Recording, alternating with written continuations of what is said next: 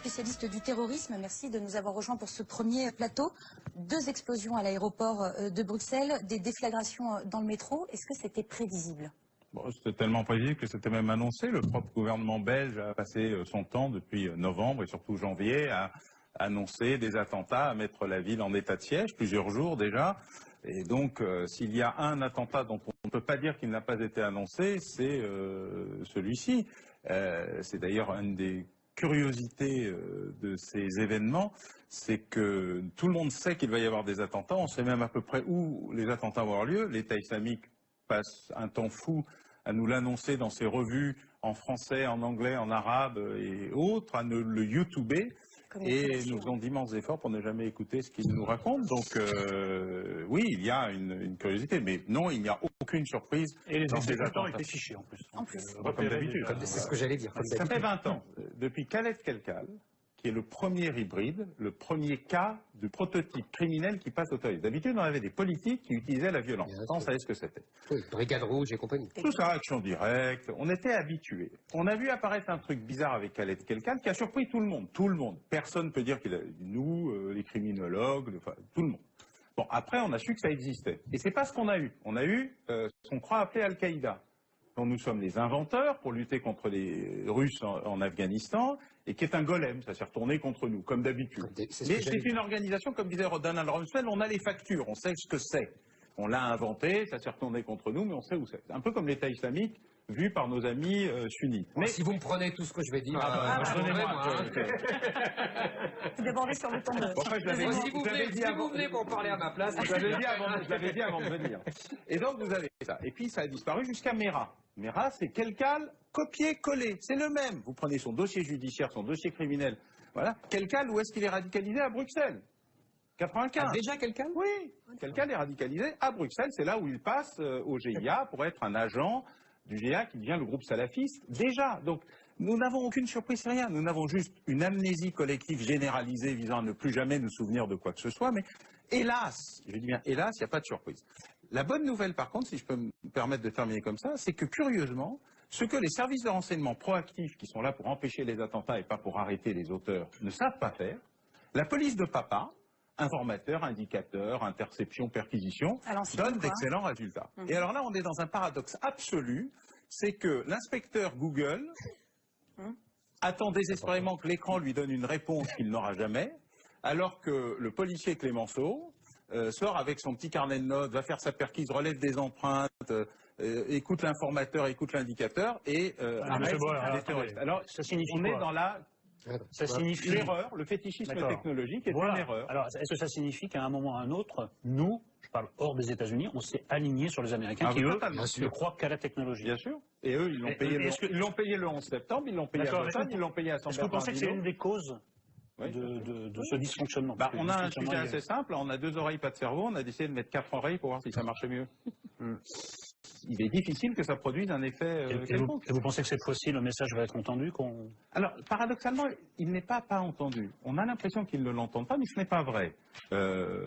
Rocard le premier, Sarkozy, paradoxalement, Valls, Cazeneuve, sont des gens extrêmement lucides et même plutôt proactifs. Mais ils sont face à une administration dont la lenteur devient aujourd'hui quasiment un cas d'école. Plus le terrorisme est rapide et accélérant, plus le système bureaucratique est lent et procrastinant. C'est-à-dire qu'il se refuse à une révolution culturelle. Pourquoi? Ils ne savent faire bien qu'une seule chose, le contre-espionnage. Le contre-espionnage, le temps est long, et le secret est absolu. Il faut à la fois protéger ses sources et remonter à la tête du réseau. L'antiterrorisme, le temps est court, et le partage doit être absolu. Évidemment, quand on devient schizophrène, on ne fait bien que ce qu'on sait faire, du contre-espionnage. Nous n'avons pas de service antiterroriste en Occident. Aucun. Le seul service antiterroriste en Occident créé pour faire l'antiterrorisme est à la police de New York, une police locale. Tous les autres services ne font que du contre-espionnage, avec les méthodes, la culture, l'histoire du contre-espionnage. Il ne se passe donc pas grand-chose, hélas. Je ne veux pas aller trop loin sur cette piste, mais à chaque fois qu'il y a un dysfonctionnement, et pas seulement dans l'antiterrorisme, on met en cause la bureaucratie, que ce soit les finances, l'antiterrorisme, ça devient un peu inquiétant. Ah mais là c'est culturel, c'est pas structurel. Ah bon? C'est pas la faute du fait que ça soit la DGSI, la DCRI, la DSP. Quand il y avait DRG en 86-95, il y avait encore des attentats et ça ne changeait rien. La proximité est un sujet au sens de l'humain. Mais la culture... Parce que Crévidic nous a expliqué que le juge, il nous a expliqué que la fusion des deux services avait été une cata parce que on allait beaucoup moins sur le terrain encore qu'avant. Oui, mais c'est pas la fusion des deux services comme un élément structurel. Il n'aurait jamais fait que du contre-espionnage de toute façon. C'est la fusion des deux services parce qu'elle a oublié l'humain. C'est le fétichisme technologique. C'est pas structurel, c'est pas personnel. Les dirigeants des services sont pas plus cons que les autres, ni plus méchants, ni plus mauvais. Au contraire, d'ailleurs, paradoxalement, ils sont les plus allants. Mais ils vous disent, si je vais trop vite, mon service, il va casser. Parce qu'il a une longue histoire, parce qu'il a une longue culture, parce qu'on sait qu'on a recruté. Et tu ne peux pas subitement envoyer des centaines d'analystes, consultants venus de l'extérieur dans un cadre universitaire, ce qui est le charme de ce qui a été fait à New York, et seulement à New York, 50-50, moitié civil, moitié uniforme, parce que tu vas casser le système, il va se bloquer, etc. Et ce n'est pas faux. Mais du coup, c'est long, lent et extrêmement difficile. Alors, on parle d'un FBI européen. Ce serait une bonne solution ? Si c'est pour cumuler les défauts de chacun des pays pour en faire un au niveau superstructurel, non. Si c'est pour en faire un vrai outil d'analyse qui concentre le meilleur du cerveau, du conceptuel et de l'opérationnel, pour partager d'un côté ce qui est le contre-espionnage qui doit rester secret et qu'on ne partagera jamais. Et de l'autre, les fichiers antiterroristes qu'on peut totalement partager, puisqu'il n'y a plus de questions, ce sont en fait des fichiers criminels. 90% des opérateurs sont des criminels connus pour des activités criminelles. C'est de la police judiciaire. C'est-à-dire pour ça qu'on ne fait pas la guerre au terrorisme et qu'on doit lui faire la vraie police. Alors oui, ça peut marcher à condition d'avoir un partage des cerveaux et pas simplement une logique de superposition des bureaucraties locales. Alors moi je vous écoute et au début vous avez dit c'est bizarre. À chaque fois, on sait très bien que ça va arriver, on sait très bien comment, et on oublie à chaque fois, et on ne sait jamais le traiter, etc. Et alors, je vais vous proposer une hypothèse de réflexion, parce que moi, je ne me place pas du tout sur le plan technique, comme vous, parce que d'abord, je n'ai pas la compétence, et que, en plus, pour moi, le problème, comme toujours, n'est jamais seulement technique. Derrière la technique, il y a une politique, et derrière la politique, il y a une mystique, comme disait Peggy. Et donc, je veux voir la politique et la mystique. Et d'après moi, pourquoi la technique ne marche pas? C'est parce qu'on se refuse à voir la politique et la mystique. C'est-à-dire que ces gens-là, ils ne sortent pas de nulle part. Ce n'est pas une création artificielle. Ils sortent de quoi? Ils sortent, de la salafisation massive de l'islam depuis 20 ans, et 2, ils sortent de la massification d'une immigration arabo-musulmane, en particulier marocaine, je vois que maintenant on commence à en parler, dans les pays européens et en particulier en France et en Belgique, avec la création de quartiers, je ne sais pas comment on peut dire, de villes complètement islamisées, avec une population uniformisée qui a chassé les autres, d'ailleurs souvent grâce à ces petits délinquants dont la porte de sortie théorique et quelquefois morale, une sorte de rédemption, c'est le djihad. On oublie toujours, on nous dit oui, mais c'est pas l'islam n'a rien à voir puisqu'ils étaient de mauvais musulmans. Mais justement, ça s'appelle la rédemption. Et la rédemption pour ces petits voyous, pour ces trafiquants, mais bien sûr. Ça marche pas pour l'islam, par exemple. Mais bien sûr qu'aussi. C'est tous des petits voyous. Oui. C'est tous des trafiquants. Donc ils ont le savoir-faire. Mais en même temps, ils ont la culpabilité. Et on leur dit, tu vas faire rédemption. Dans toutes les religions, c'est prévu comme ça. Sauf que dans l'islam, la rédemption, c'est par djihad. C'est tout. Et donc ils sortent de là par le haut. Et on ne veut pas voir ça. On ne veut pas voir que la cause première, c'est l'immigration. On ne veut pas voir que la cause seconde, c'est la salafisation de l'islam. Alors évidemment, on se retrouve à chaque fois démunis, puisqu'on croit, comme dit Olivier Roy, que c'est la radicalisation, l'islamisation de la radicalisation et autres fadaises de sophistes talentueux. Voilà, donc je vous livre cette hypothèse-là. Tant qu'on n'admettra pas ça, eh ben, on ne pourra jamais techniquement avoir des réponses adaptées. Alors, pour des raisons historiques liées à ma propre culture, ça fait très longtemps que je ne pense pas que la technique soit la réponse à quoi que ce soit. Le fétichisme technologique ou le fétichisme technique produisent les mêmes effets, c'est-à-dire l'ignorance. Et moi, j'ai jamais pensé que la laïcité était une excuse à l'ignorance. C'est pour ça que je vous livre cette réflexion, parce que je sais que ça va avoir écho chez vous. Et puis, la référence à Peggy ne m'est pas indifférente. Mais sur le fond, je crois qu'il y a 3 niveaux de regard. Et paradoxalement, vous m'excuserez d'être en désaccord avec vous sur Olivier Roy. Parce que je pense qu'il a tort du point de vue macro et totalement raison du point de vue micro. Expliquez-moi. C'est curieux, mais c'est comme ça. Ouais. Keppel dit, par exemple, la salafisation est un sujet majeur. Alors, dans la salafisation, c'est un mouvement d'intégrisation. Oui. Les mots n'ont pas de sens dans le monde musulman, mais nous, on les comprend. Absolument. Donc on va faire culturel. En fait, c'est un littéralisme. C'est un littéralisme, et il dit, voilà, ils prennent le texte dans un espace où vous n'êtes plus chez vous, où vous êtes entre recherche d'identité, déraciné, etc. La deuxième génération beaucoup plus que la première et la troisième encore plus que la seconde. Vous devez vous reconstruire une identité. La meilleure identité, c'est d'être dans le littéral absolu, puisque vous ne vivez pas l'islam mais vous le fantasmez. L'islam fantasmatique est un islam littéral et vous allez vous retrouver là-dedans. Il y a ceux qui choisissent le djihad intérieur, quiétiste, non mais ça existe. Oui. Et il y a ceux qui choisissent le djihad de l'épée. C'est comme la blague de c'est les poissons volants, ça existe aussi, et c'est pas la majorité du genre. Alors, chez les salafistes, c'est l'inverse. Voilà, merci. Paradoxalement. Non, chez les salafistes, il y a plus de quiétistes que de djihadistes, parce qu'autrement, on en aurait plusieurs millions. Nous en avons plusieurs. Les uns sont complices des autres, monsieur Bauer. Non, mais ce que j'explique, c'est le passage à l'acte. Vous m'excusez, j'entends bien le concept de complicité, dans mon métier, c'est important.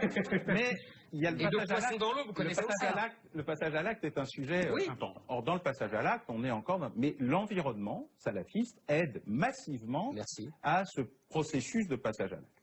Deuxièmement, ce sont des hybrides. Donc vous avez raison, il y a une partie rédemption, mais il y a aussi une partie camouflage, enfumage. C'est-à-dire qu'il y en a qui ne sont pas du tout dans la rédemption.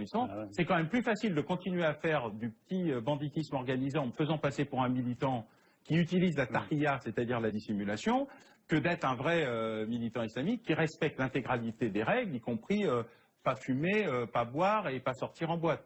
Situation Mera, des situations Abdeslam, y compris encore récemment. Donc, il ne faut pas sous-estimer leur capacité non seulement à utiliser la rédemption pour rentrer dans l'islam, mais aussi à se cacher à l'intérieur de leur univers pour dire, oui, je suis un bon musulman, mais en fait, pas du tout. Non, c'est dans toutes les religions. Oui, bien sûr, mais il faut l'intégrer comme élément. Troisièmement, quand Olivier Roy dit, ce sont des radicaux islamisés, il intègre une partie dont nous ne parlons pas, mais qui est très importante, qui sont les convertis. Et comme vous le savez, les derniers des convertis sont toujours les pires des croyants.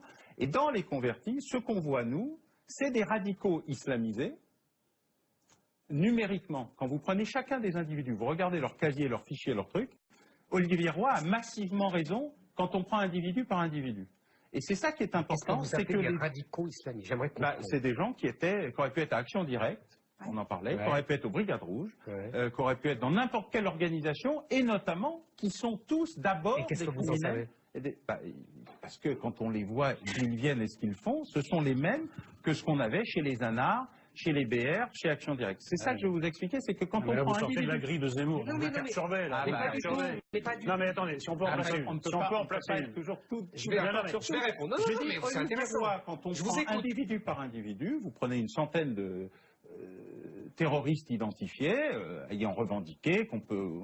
on se dit que la grille de lecture de Olivier Roy, loin d'être fausse, est plutôt individuellement juste. Je vais vous répondre. La grille de lecture de Zemmour, que je connais par cœur, que nos téléspectateurs connaissent par cœur, c'est que... Au moins, je suis cohérent. Ah ben ça c'est sûr, un peu répétitif. Ah ben c'est l'histoire qui est répétitive. C'est pas de ma faute s'ils font des attentats tous les 3 mois. C'est d'essentialiser l'islam. L'islam est un problème en bloc. Le problème, c'est que dès qu'on entre dans les faits, c'est pas ça. Pour la plupart de ces gens, l'islamisme, c'est la perpétuation du banditisme par d'autres moyens. Voilà. C'est aussi, pour certains, la possibilité de s'inventer un destin, voilà, le califat, et voilà. Et il y a, alors ça devrait faire plaisir à notre prochain invité, Gaspard Koenig, ce sont des gens qui s'inventent avec ce qu'il y a sur le marché. Pour certains d'entre eux, je ne dis pas tous, pour certains d'entre eux, en effet, à l'époque, ils auraient choisi les Brigades Rouges, ils auraient choisi Action Directe. En ce moment, sur le marché, ce qui est à la cote, à la bourse du terrorisme, c'est l'islamisme, ils le prennent.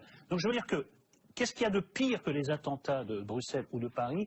C'est d'enchaîner sur une grille de lecture fausse qui va produire les mêmes drames. Mais oui, parce qu'on n'arrivera pas à arrêter ces gens si tu penses que être musulman, c'est un problème en soi. Non, c'est pas un problème en soi. On arrêtera. 98% des Français musulmans n'ont rien à voir avec ces horreurs. Et même, en effet, dans ce qu'on nomme les salafistes, en effet, il faut savoir faire la distinction entre les quiétistes, très anti-violents, parfois, et les salafistes qui sont au contraire le vivier de cette théorie. Mais il faut faire un peu preuve de finesse d'analyse. N'essentialise pas tous les musulmans. Tu devrais demander une chronique à elle, parce que comme psychologisme, t'es au point là. Non, à elle c'est bien, parce que elles aiment bien, ça tirait très bien.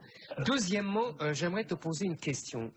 Quand Abdeslam va se réfugier, si tout le monde était innocent et il n'y a que 10 personnes qui sont méchantes, pourquoi il ne va pas se réfugier à Neuilly?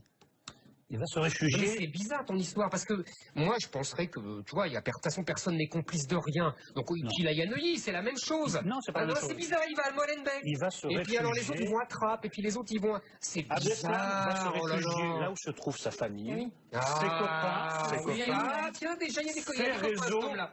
Et moi, j'observe qu'en France, on a mis beaucoup de temps à attraper Colonna, par exemple, Oui, pour, bah, des, c'est exactement la même chose. pour des réflexes de solidarité alors- qui, là, pour le coup, ne sont pas religieux. Merci de m'apporter Ne de sont pas religieux. C'est exactement la même chose. Mais tu vois, tu es essentialiste Non. aussi. Les corps, c'est pas bien, oh là là. Mais j'essentialise pas les Oh corps. là là, mais oui, La tu es plupart des essentialiste, corps n'ont c'est rien à voir Ah, avec les c'est attentats, bizarre, etc. lui aussi il va se Non, réfugier mais non, encore. bah, Alors, tu te réfugies mais dans ton- oui, ton voudrais qu'on milieu, avance. je ne te fais pas dire. voilà. Parce qu'il y a la théorie maoïste, M. Bauer connaît bien, du poisson dans l'eau. Quand il y a beaucoup d'eau, eh ben, les poissons sont à l'aise. Les gens ne Quand sont pas on vide l'eau, les poissons meurent. C'est tout. Les gens ne sont pas de Alors, l'eau. avançons, Bah si, les gens sont de l'eau. un tout petit peu. C'est pour ça que le poisson volant a son utilité. Exactement. Exactement. Et donc, deuxième chose que je Exactement. voulais vous dire, parce que vous m'avez sur Olivier Roy, parce que je continue. C'est très intéressant ce que vous dites, vous avez tout à fait raison. Ils auraient pu, je ne connais pas aussi bien que vous, donc je m'incline très vite. Ils auraient pu être à action directe, ils auraient pu. Sauf qu'ils se convertissent à l'islam. Et pourquoi ils se convertissent à l'islam, Monsieur Nolo? Oui. C'est parce que leur univers est islamisé. Quand leur univers, dans les années 70, j'ai bien connu, était gauchisé, politisé, marxisé, ils devenaient action directe. Quand leur univers, après 40 ans d'immigration, était oui, bah justement, pas l'islam, était islamisé, ils s'islamisent.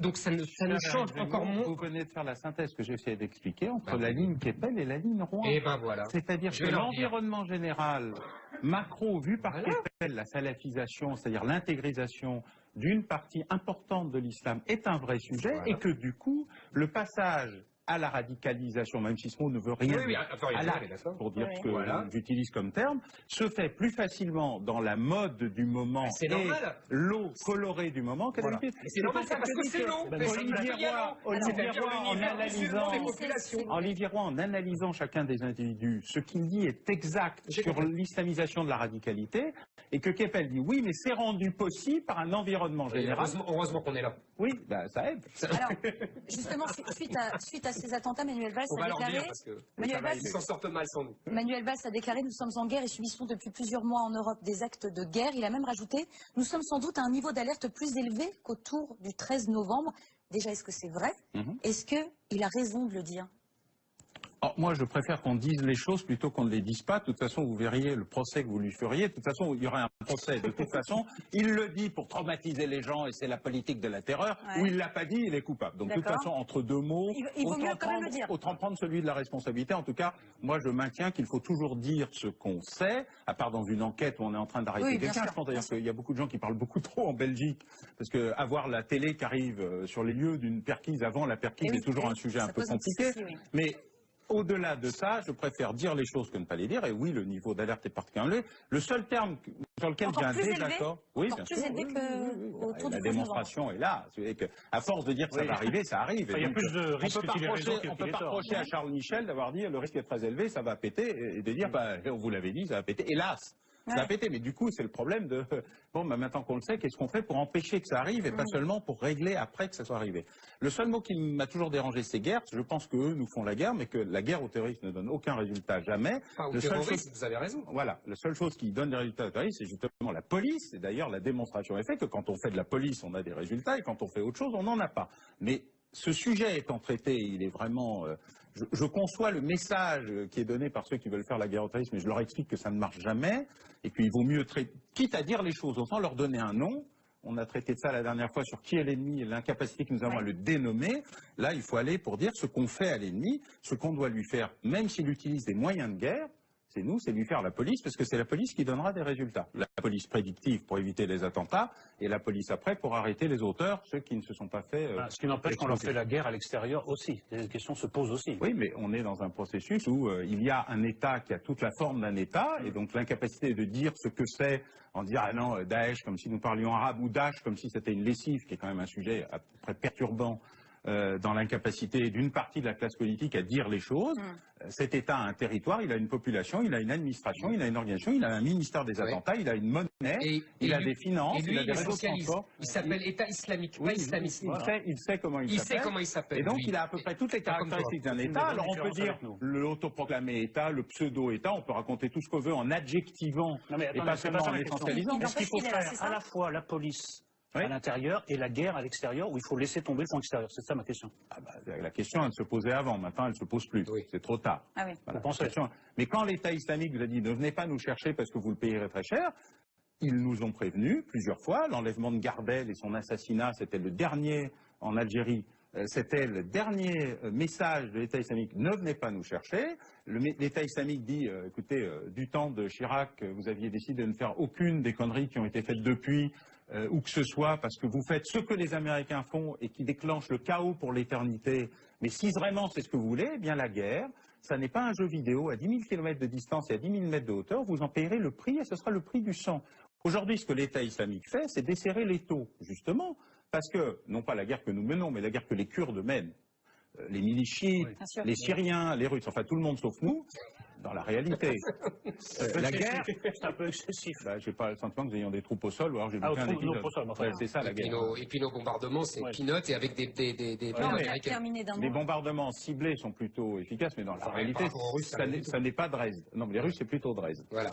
La réalité, c'est que ils nous ont prévenus, ils nous l'ont dit, nous avons fait un choix. On discute du choix, mais de toute façon, c'est trop tard. Maintenant, on est solidaire du choix qui a été fait. Et donc là, vous n'avez pas d'autre option que d'aller jusqu'au bout. Voilà. Ok. Merci beaucoup. Merci Alain Bauer d'être venu sur ce plateau. Bonsoir Alain Bauer. Vous êtes criminologue et spécialiste du terrorisme. Merci de nous avoir rejoints pour ce premier plateau. 2 explosions à l'aéroport de Bruxelles, des déflagrations dans le métro. Est-ce que c'était prévisible? C'était tellement prévisible que c'était même annoncé. Le propre gouvernement belge a passé son temps depuis novembre et surtout janvier à annoncer des attentats, à mettre la ville en état de siège, plusieurs jours déjà. Et donc, s'il y a un attentat dont on ne peut pas dire qu'il n'a pas été annoncé, c'est celui-ci. C'est d'ailleurs une des curiosités de ces événements, c'est que tout le monde sait qu'il va y avoir des attentats, on sait même à peu près où les attentats vont avoir lieu. L'État islamique passe un temps fou à nous l'annoncer dans ses revues en français, en anglais, en arabe et autres, à le YouTuber. Et nous faisons d'immenses efforts pour ne jamais écouter ce qu'ils nous racontent. Donc oui, il y a une curiosité, mais non, il n'y a aucune surprise. Et les exécutants étaient fichés en plus. Comme d'habitude. C'est ce que j'allais dire. Ça fait 20 ans, depuis Khaled Kelkal, qui est le premier hybride, le premier cas du prototype criminel qui passe au terrorisme. D'habitude, on avait des politiques qui utilisaient la violence. Ça, on savait ce que c'était. Oui, Brigade Rouge et compagnie. Tout ça, action directe. On était habitués. On a vu apparaître un truc bizarre avec Khaled Kelkal qui a surpris tout le monde. Tout le monde. Personne ne peut dire qu'il a... Nous, les criminologues, enfin, tout le monde. Bon, après, on a su que ça existait. Et c'est pas ce qu'on a eu. On a eu ce qu'on croit appeler Al-Qaïda, dont nous sommes les inventeurs pour lutter contre les Russes en Afghanistan, et qui est un golem, ça s'est retourné contre nous, comme d'habitude. Mais c'est une organisation, comme disait Donald Rumsfeld, on a les factures, on sait ce que c'est. On l'a inventé, ça s'est retourné contre nous, mais on sait où c'est. Un peu comme l'État islamique, vu par nos amis sunnites. Mais si vous me prenez tout ce que je vais dire, vous débordez sur le temps de... Si vous venez pour parler à ma place, je l'avais dit avant de venir. Et donc vous avez ça. Et puis ça a disparu jusqu'à Mera. Mera, c'est Kelkal copié-collé. C'est le même. Vous prenez son dossier judiciaire, son dossier criminel. Voilà. Kelkal, où est-ce qu'il est radicalisé? À Bruxelles. 95. Ah, déjà Kelkal? Oui. Kelkal est radicalisé à Bruxelles. C'est là où il passe au GIA pour être un agent du GIA qui devient le groupe salafiste. Déjà. Donc, nous n'avons aucune surprise, rien. Nous n'avons juste une amnésie collective généralisée visant à ne plus jamais nous souvenir de quoi que ce soit. Mais hélas, je dis bien hélas, il n'y a pas de surprise. La bonne nouvelle, par contre, si je peux me permettre de terminer comme ça, c'est que curieusement, ce que les services de renseignement proactifs, qui sont là pour empêcher les attentats et pas pour arrêter les auteurs, ne savent pas faire, la police de papa, informateur, indicateur, interception, perquisition, donne d'excellents résultats. Et alors là, on est dans un paradoxe absolu, c'est que l'inspecteur Google attend désespérément que l'écran lui donne une réponse qu'il n'aura jamais, alors que le policier Clémenceau sort avec son petit carnet de notes, va faire sa perquise, relève des empreintes, écoute l'informateur, écoute l'indicateur et arrête des terroristes. Alors, on est dans la Ça signifie... L'erreur, le fétichisme technologique est une erreur. Alors, est-ce que ça signifie qu'à un moment ou à un autre, nous, je parle hors des États-Unis, on s'est aligné sur les Américains qui, eux, ne croient qu'à la technologie? Bien sûr. Et eux, ils l'ont payé le 11 septembre, ils l'ont payé à Lausanne, ils l'ont payé à San Bernardino. Est-ce que vous pensez que c'est une des causes de ce dysfonctionnement? On a un sujet assez simple, on a 2 oreilles, pas de cerveau, on a décidé de mettre 4 oreilles pour voir si ça marche mieux.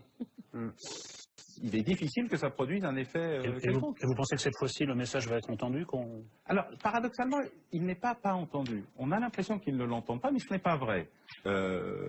Rocard le premier, Sarkozy, paradoxalement, Valls, Cazeneuve, sont des gens extrêmement lucides et même plutôt proactifs. Mais ils sont face à une administration dont la lenteur devient aujourd'hui quasiment un cas d'école. Plus le terrorisme est rapide et accélérant, plus le système bureaucratique est lent et procrastinant. C'est-à-dire qu'il se refuse à une révolution culturelle. Pourquoi? Ils ne savent faire bien qu'une seule chose, le contre-espionnage. Le contre-espionnage, le temps est long et le secret est absolu. Il faut à la fois protéger ses sources et remonter à la tête du réseau.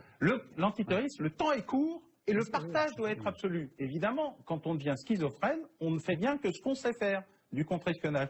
Nous n'avons pas de service antiterroriste en Occident. Aucun. Le seul service antiterroriste en Occident créé pour faire l'antiterrorisme est à la police de New York, une police locale. Tous les autres services ne font que du contre-espionnage, avec les méthodes, la culture, l'histoire du contre-espionnage.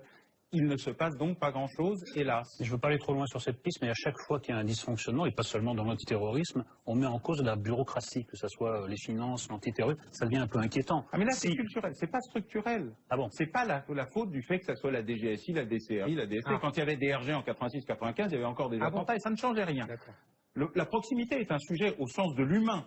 Mais la culture... Parce que Trévidic nous a expliqué que, le juge, il nous a expliqué que la fusion des 2 services avait été une cata parce que on allait beaucoup moins sur le terrain encore qu'avant. Oui, mais c'est pas la fusion des 2 services comme un élément structurel. Il n'aurait jamais fait que du contre-espionnage de toute façon. C'est la fusion des 2 services parce qu'elle a oublié l'humain.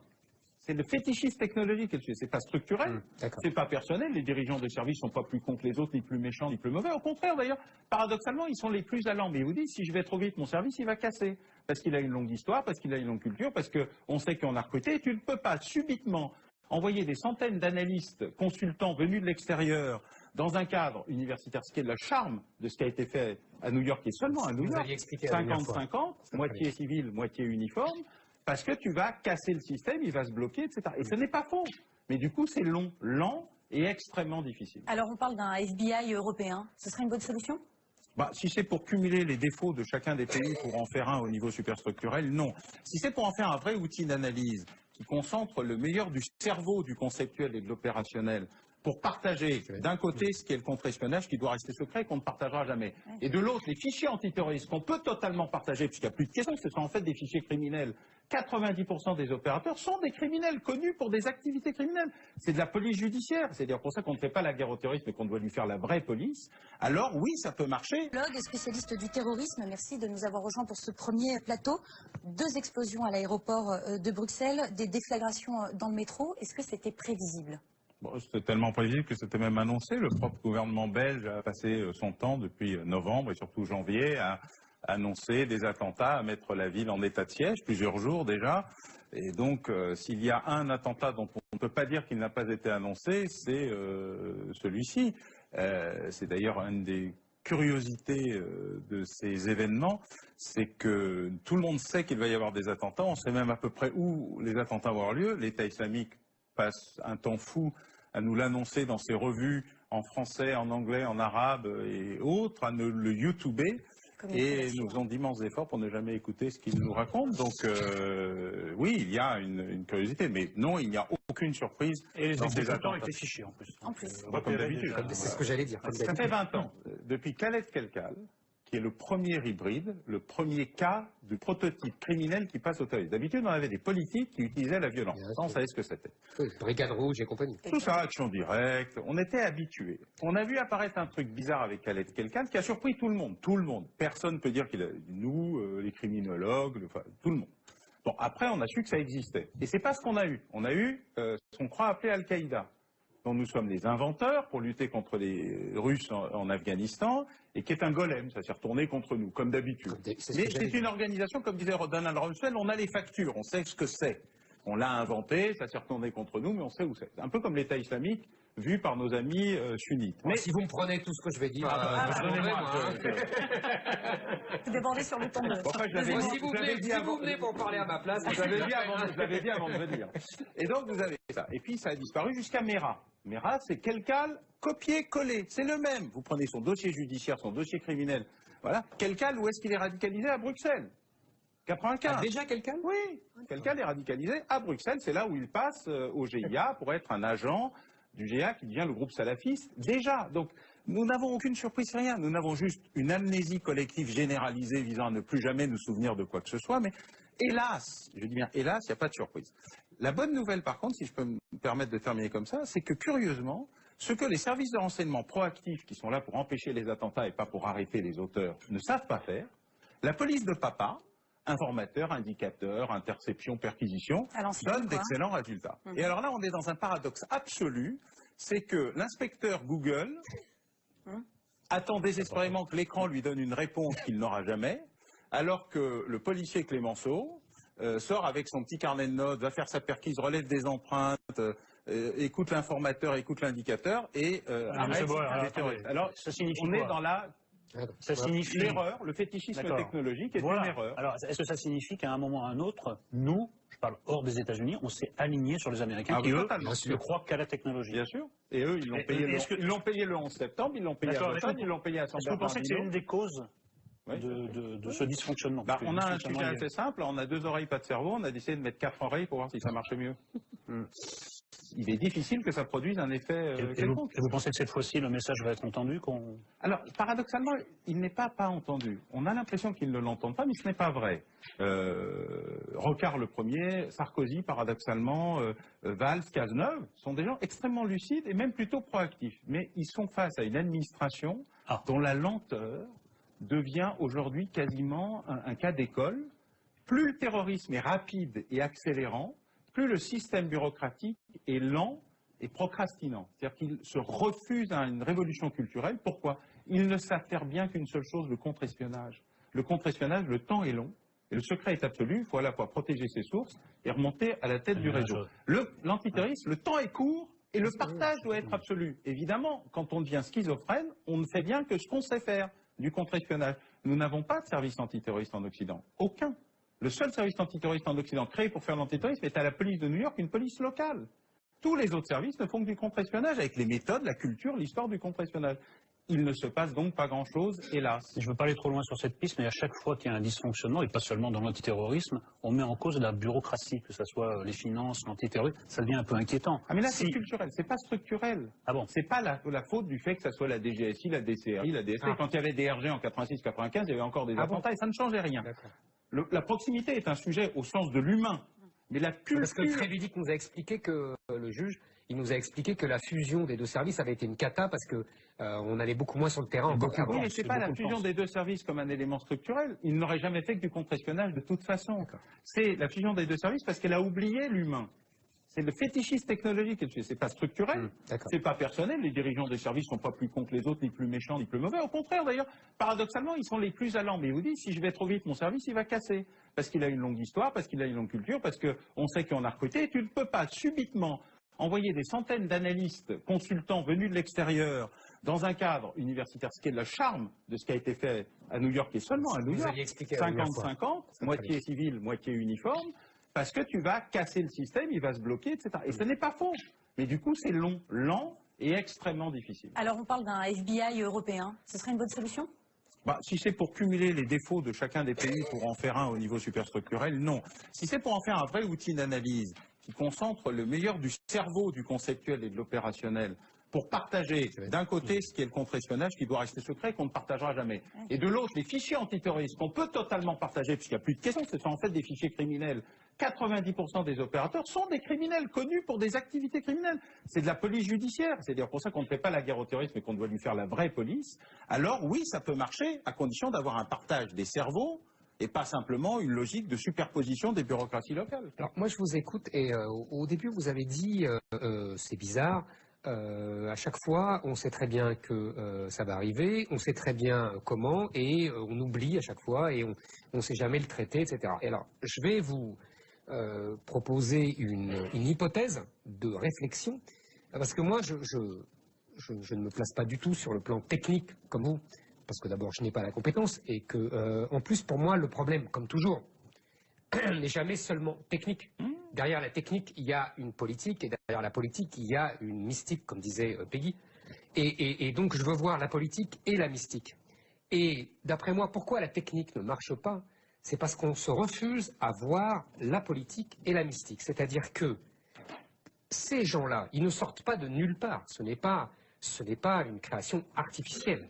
Ils sortent de quoi? Ils sortent, de la salafisation massive de l'islam depuis 20 ans, et 2, ils sortent de la massification d'une immigration arabo-musulmane, en particulier marocaine, je vois que maintenant on commence à en parler, dans les pays européens, et en particulier en France et en Belgique, avec la création de quartiers, je ne sais pas comment on peut dire, de villes complètement islamisées, avec une population uniformisée qui a chassé les autres, d'ailleurs souvent grâce à ces petits délinquants dont la porte de sortie théorique et quelquefois morale, une sorte de rédemption, c'est le djihad.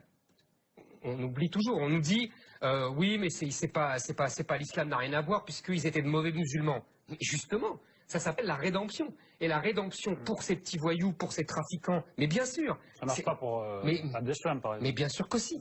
C'est tous des petits voyous. Oui. C'est tous des trafiquants. Donc ils ont le savoir-faire. Mais en même temps, ils ont la culpabilité. Et on leur dit, tu vas faire rédemption. Dans toutes les religions, c'est prévu comme ça. Sauf que dans l'islam, la rédemption, c'est par djihad. C'est tout. Et donc ils sortent de là par le haut. Et on ne veut pas voir ça.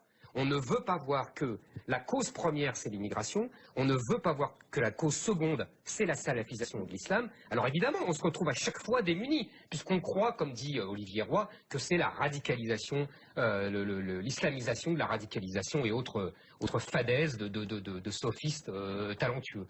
Voilà, donc je vous livre cette hypothèse-là. Tant qu'on n'admettra pas ça, eh ben, on ne pourra jamais techniquement avoir des réponses adaptées. Alors, pour des raisons historiques liées à ma propre culture, ça fait très longtemps que je ne pense pas que la technique soit la réponse à quoi que ce soit. Le fétichisme technologique ou le fétichisme technique produisent les mêmes effets, c'est-à-dire l'ignorance. Et moi, j'ai jamais pensé que la laïcité était une excuse à l'ignorance. C'est pour ça que je vous livre cette réflexion, parce que je sais que ça va avoir écho chez vous. Et puis, la référence à Peggy ne m'est pas indifférente. Mais sur le fond, je crois qu'il y a 3 niveaux de regard. Et paradoxalement, vous m'excuserez d'être en désaccord avec vous sur Olivier Roy. Parce que je pense qu'il a tort du point de vue macro et totalement raison du point de vue micro. Expliquez-moi. C'est curieux, mais c'est comme ça. Ouais. Keppel dit, par exemple, la salafisation est un sujet majeur. Alors, dans la salafisation, c'est un mouvement d'intégrisation. Ces mots n'ont pas de sens dans le monde musulman, mais nous, on les comprend, donc on va faire culturel. En fait, c'est un littéralisme. C'est un littéralisme, et il dit, voilà, qu'ils prennent le texte dans un espace où vous n'êtes plus chez vous, où vous êtes entre recherche d'identité, déraciné, etc., la deuxième génération beaucoup plus que la première, et la troisième encore plus que la seconde, vous devez vous reconstruire une identité. La meilleure identité, c'est d'être dans le littéral absolu, puisque vous ne vivez pas l'islam, mais vous le fantasmez. L'islam fantasmatique est un islam littéral, et vous allez vous retrouver là-dedans. Il y a ceux qui choisissent le djihad intérieur, quiétiste, non mais ça existe. Et bien ceux qui choisissent le djihad de l'épée. C'est comme la blague c'est les poissons volants, ça existe aussi, et c'est pas la majorité du genre. Alors, chez les salafistes, c'est l'inverse. Ouais, merci. Paradoxalement. Non, chez les salafistes, il y a plus de quiétistes que de djihadistes, parce qu'autrement, on en aurait plusieurs millions. Nous en avons plusieurs. Les uns sont complices des autres, monsieur Bauer. Non, mais ce que j'explique, c'est le passage à l'acte. Vous m'excusez, j'entends bien le concept de complicité, dans mon métier, c'est important. Mais il y a le passage à l'acte. Dans l'eau, vous connaissez ça. Le passage à l'acte est un sujet important. Or, dans le passage à l'acte, on est encore... Mais l'environnement salafiste aide massivement à ce processus de passage à l'acte. Deuxièmement, ce sont des hybrides. Donc vous avez raison, il y a une partie rédemption, mais il y a aussi une partie camouflage, enfumage. C'est-à-dire qu'il y en a qui ne sont pas du tout dans la rédemption. C'est quand même plus facile de continuer à faire du petit banditisme organisé en me faisant passer pour un militant qui utilise la tariya, c'est-à-dire la dissimulation, que d'être un vrai militant islamique qui respecte l'intégralité des règles, y compris pas fumer, pas boire et pas sortir en boîte. Situation Mera, des situations Abdeslam, y compris encore récemment. Donc, il ne faut pas sous-estimer leur capacité non seulement à utiliser la rédemption pour rentrer dans l'islam, mais aussi à se cacher à l'intérieur de leur univers pour dire, voyez, je suis un bon musulman, mais en fait, pas du tout. Non, mais dans toutes les religions. Oui, bien sûr, mais il faut l'intégrer comme élément. Troisièmement, quand Olivier Roy dit, ce sont des radicaux islamisés, il intègre une partie dont nous ne parlons pas, mais qui est très importante, qui sont les convertis. Et comme vous le savez, les derniers convertis sont toujours les pires des croyants. Et dans les convertis, ce qu'on voit, nous, c'est des radicaux islamisés, numériquement. Quand vous prenez chacun des individus, vous regardez leur casier, leur fichier, leur truc, Olivier Roy a massivement raison quand on prend individu par individu.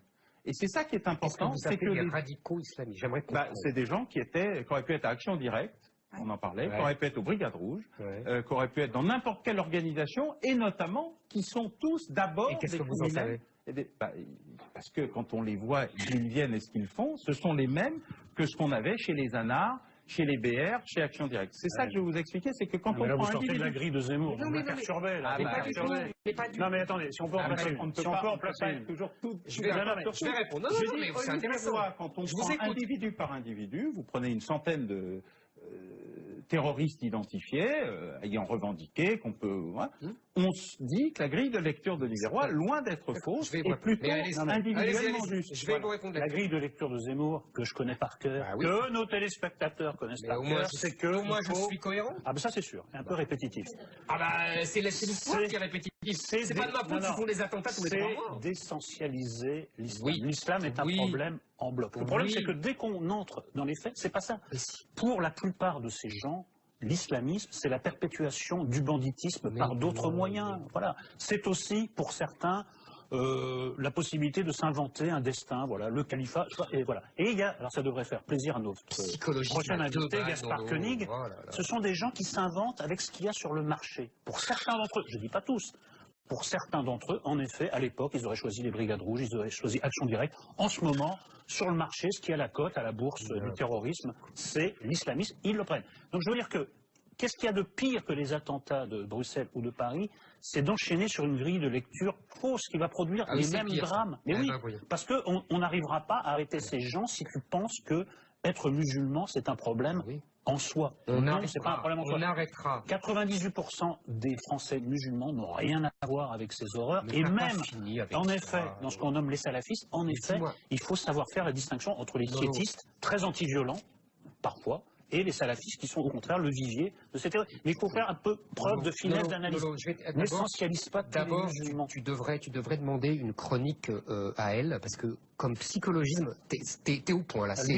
Non, à elle c'est bien, parce que elles aiment bien, ça tirait très bien. Deuxièmement, j'aimerais te poser une question. Quand Abdeslam va se réfugier, si tout le monde était innocent et il n'y a que 10 personnes qui sont méchantes, pourquoi il ne va pas se réfugier à Neuilly? Il va se réfugier. C'est bizarre ton histoire, parce que moi je penserais que, tu vois, de toute façon personne n'est complice de rien. Donc il aille à Neuilly, c'est la même chose. Non, c'est pas la même chose. C'est bizarre, il va à Molenbeek. Il va se réfugier. Et puis alors les autres ils vont à Trappes, et puis les autres ils vont à... C'est bizarre. Il va se réfugier là où se trouve sa famille, ses copains. Tiens, déjà il y a des réseaux. Et moi, j'observe qu'en France, on a mis beaucoup de temps à attraper Colonna, par exemple. Oui, c'est exactement la même chose. Pour des réflexes de solidarité qui, là, pour le coup, ne sont pas religieux. Merci de m'apporter de sont pas religieux. C'est exactement la même chose. Mais tu vois, tu es essentialiste aussi. Les Corses, c'est pas bien. Oh là là. Mais j'essentialise pas les Corses. Oh là là, mais oui, tu es essentialiste. C'est rien à voir avec les attentats. Lui aussi, il va se réfugier en Corse. Alors, je voudrais... Tu te réfugies oui, ton milieu, je ne te fais pas dire.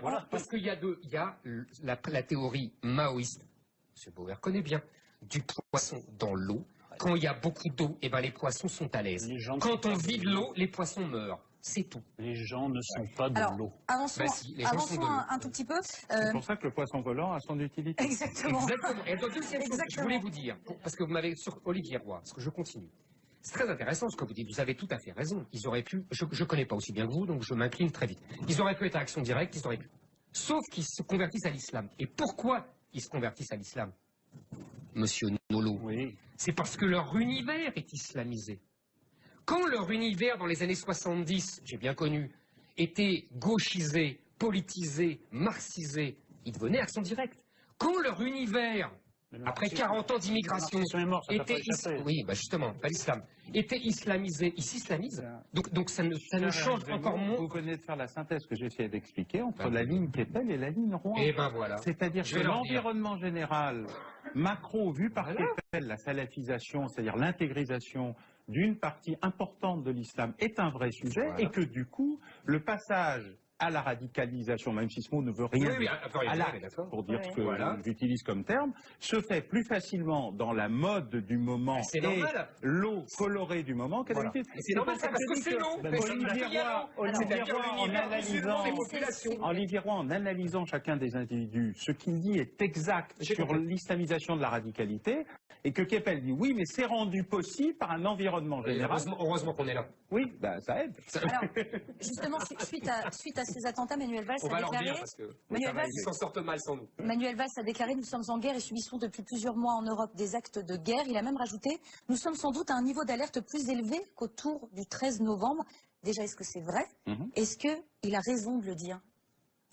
Moi, je préfère qu'on dise les choses plutôt qu'on ne les dise pas. De toute façon, vous verriez le procès que vous lui feriez. De toute façon, il y aurait un procès. De toute façon, il le dit pour traumatiser les gens et c'est la politique de la terreur. Ou il ne l'a pas dit, il est coupable. Donc, de toute façon, entre deux mots, il vaut mieux quand même le dire. Autant prendre celui de la responsabilité. En tout cas, moi, je maintiens qu'il faut toujours dire ce qu'on sait, à part dans une enquête où on est en train d'arrêter quelqu'un. Je pense d'ailleurs qu'il y a beaucoup de gens qui parlent beaucoup trop en Belgique. Parce que avoir la télé qui arrive sur les lieux d'une perquise avant la perquise est toujours un sujet un peu compliqué. Mais au-delà de ça, je préfère dire les choses que ne pas les dire. Et oui, le niveau d'alerte est particulièrement élevé. Le seul terme sur lequel j'ai un désaccord, oui, bien sûr, la démonstration est là.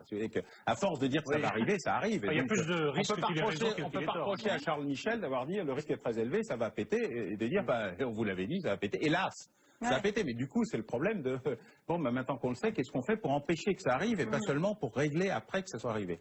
Le seul mot qui m'a toujours dérangé, c'est guerre. Je pense qu'eux nous font la guerre, mais que la guerre au terrorisme ne donne aucun résultat, jamais. Pas au terrorisme, vous avez raison. Voilà, la seule chose qui donne des résultats au terrorisme, c'est justement la police. Et d'ailleurs, la démonstration est faite que quand on fait de la police, on a des résultats, et quand on fait autre chose, on n'en a pas. Mais ce sujet étant traité, il est vraiment... Je conçois le message qui est donné par ceux qui veulent faire la guerre au terrorisme, mais je leur explique que ça ne marche jamais et qu'il vaut mieux, quitte à dire les choses, autant leur donner un nom. On a traité de ça la dernière fois sur qui est l'ennemi et l'incapacité que nous avons à le dénommer. Là, il faut aller pour dire ce qu'on fait à l'ennemi, ce qu'on doit lui faire, même s'il utilise des moyens de guerre. C'est nous, c'est lui faire la police, parce que c'est la police qui donnera des résultats. La police prédictive pour éviter les attentats, et la police après pour arrêter les auteurs, ceux qui ne se sont pas fait... ce qui n'empêche qu'on leur fait la guerre à l'extérieur aussi. Les questions se posent aussi. Oui, mais on est dans un processus où il y a un État qui a toute la forme d'un État, et donc l'incapacité de dire ce que c'est, en dire ah non, Daesh, comme si nous parlions arabe, ou Daesh, comme si c'était une lessive, qui est quand même un sujet à peu près perturbant, dans l'incapacité d'une partie de la classe politique à dire les choses. Cet État a un territoire, il a une population, il a une administration, il a une organisation, il a un ministère des attentats, il a une monnaie, il a des finances, il a des réseaux de transport. Il s'appelle État islamique, pas islamiste. Il sait comment il s'appelle. Et donc il a à peu près toutes les caractéristiques d'un État. Alors on peut dire l'autoproclamé État, le pseudo-État, on peut raconter tout ce qu'on veut en adjectivant et pas seulement en essentialisant. Est-ce qu'il faut faire à la fois la police à l'intérieur et la guerre à l'extérieur, où il faut laisser tomber le front extérieur? C'est ça ma question. La question, elle se posait avant, maintenant elle ne se pose plus. C'est trop tard. Voilà. Mais quand l'État islamique vous a dit ne venez pas nous chercher parce que vous le payerez très cher, ils nous ont prévenus plusieurs fois. L'enlèvement de Gardel et son assassinat, c'était le dernier en Algérie. C'était le dernier message de l'État islamique, ne venez pas nous chercher. L'État islamique dit, écoutez, du temps de Chirac, vous aviez décidé de ne faire aucune des conneries qui ont été faites depuis, où que ce soit, parce que vous faites ce que les Américains font et qui déclenche le chaos pour l'éternité. Mais si vraiment c'est ce que vous voulez, eh bien la guerre, ça n'est pas un jeu vidéo à 10 000 km de distance et à 10 000 mètres de hauteur, vous en payerez le prix et ce sera le prix du sang.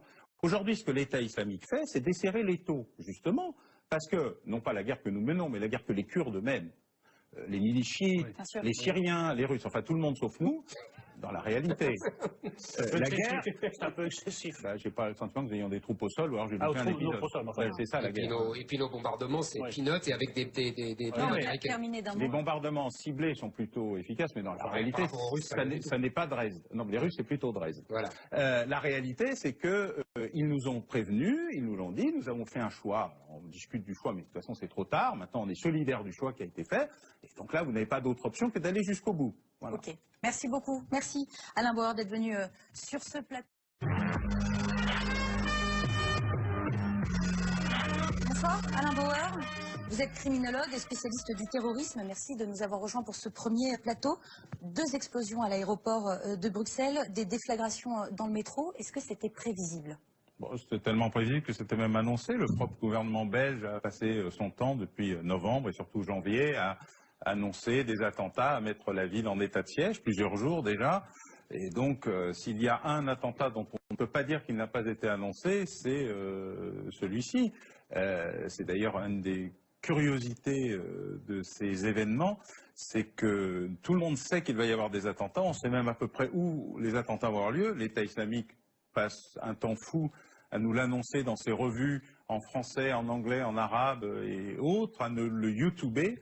Et nous faisons d'immenses efforts pour ne jamais écouter ce qu'ils nous racontent. Donc, oui, il y a une curiosité, mais non, il n'y a aucune surprise. Et les exécutants étaient fichés en plus. En plus. Comme d'habitude. C'est ce que j'allais dire. Ça fait 20 ans, depuis Khaled Kelkal, qui est le premier hybride, le premier cas de prototype criminel qui passe au terrorisme. D'habitude, on avait des politiques qui utilisaient la violence. Ça, on savait ce que c'était. Oui, Brigade Rouge et compagnie. Tout ça, action directe, on était habitués. On a vu apparaître un truc bizarre avec Khaled Kelkal qui a surpris tout le monde. Tout le monde. Personne ne peut dire qu'il a... Nous, les criminologues, enfin, tout le monde.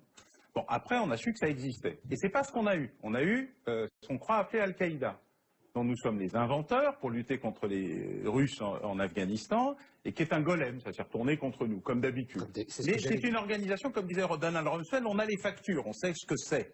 On l'a inventé, ça s'est retourné contre nous, mais on sait où c'est. Un peu comme l'État islamique, vu par nos amis sunnites. Mais si vous me prenez tout ce que je vais dire,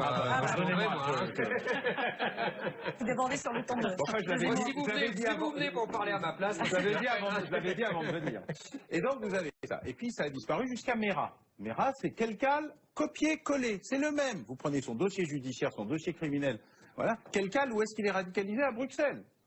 95. Ah, déjà Kelkal? Oui. Kelkal est radicalisé à Bruxelles. C'est là où il passe au GIA pour être un agent du GIA qui devient le groupe salafiste. Déjà. Donc, nous n'avons aucune surprise, rien. Nous n'avons juste une amnésie collective généralisée visant à ne plus jamais nous souvenir de quoi que ce soit. Mais hélas, je dis bien hélas, il n'y a pas de surprise. La bonne nouvelle, par contre, si je peux me permettre de terminer comme ça, c'est que curieusement, ce que les services de renseignement proactifs, qui sont là pour empêcher les attentats et pas pour arrêter les auteurs, ne savent pas faire, la police de papa, informateur, indicateur, interception, perquisition, donne d'excellents résultats. Et alors là, on est dans un paradoxe absolu, c'est que l'inspecteur Google attend désespérément que l'écran lui donne une réponse qu'il n'aura jamais, alors que le policier Clémenceau sort avec son petit carnet de notes, va faire sa perquise, relève des empreintes, écoute l'informateur, écoute l'indicateur et arrête les terroristes. Alors, ça signifie on quoi? est dans la... Ça signifie l'erreur, le fétichisme technologique est une erreur. Alors, est-ce que ça signifie qu'à un moment ou à un autre, nous, je parle hors des États-Unis, on s'est aligné sur les Américains qui, eux, ne croient qu'à la technologie? Bien sûr. Et eux, ils l'ont payé le 11 septembre, ils l'ont payé à Washington, ils l'ont payé à San Bernardino. Est-ce que vous pensez que c'est une des causes de ce dysfonctionnement? On a un sujet assez simple, on a 2 oreilles, pas de cerveau, on a décidé de mettre 4 oreilles pour voir si ça marchait mieux. Il est difficile que ça produise un effet quelconque. Et vous pensez que cette fois-ci, le message va être entendu? Alors, paradoxalement, il n'est pas entendu. On a l'impression qu'ils ne l'entendent pas, mais ce n'est pas vrai.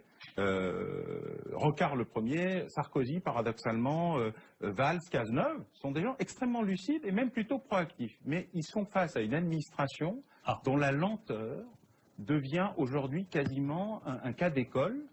Plus le terrorisme est rapide et accélérant, plus le système bureaucratique est lent et procrastinant. C'est-à-dire qu'ils se refusent à une révolution culturelle. Pourquoi? Ils ne savent faire bien qu'une seule chose, le contre-espionnage. Le contre-espionnage, le temps est long, et le secret est absolu. Il faut à la fois protéger ses sources et remonter à la tête du réseau.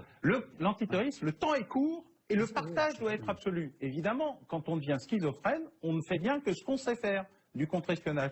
Nous n'avons pas de service antiterroriste en Occident. Aucun. Le seul service antiterroriste en Occident créé pour faire l'antiterrorisme est à la police de New York, une police locale. Tous les autres services ne font que du contre-espionnage avec les méthodes, la culture, l'histoire du contre-espionnage.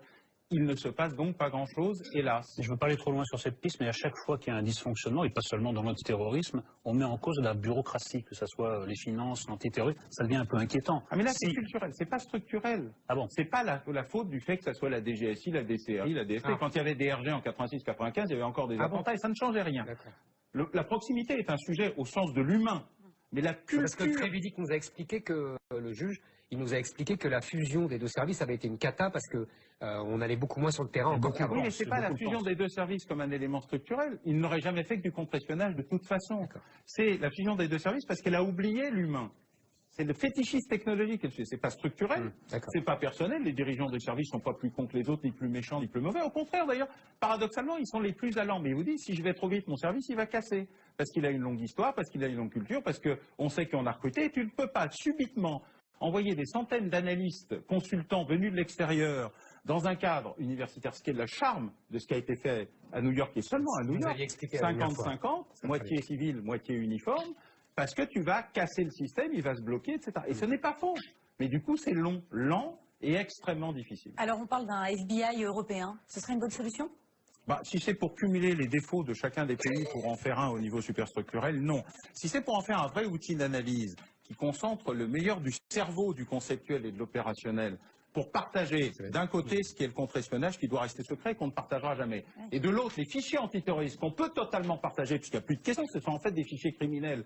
90% des opérateurs sont des criminels connus pour des activités criminelles. C'est de la police judiciaire. C'est d'ailleurs pour ça qu'on ne fait pas la guerre au terrorisme et qu'on doit lui faire la vraie police. Alors oui, ça peut marcher.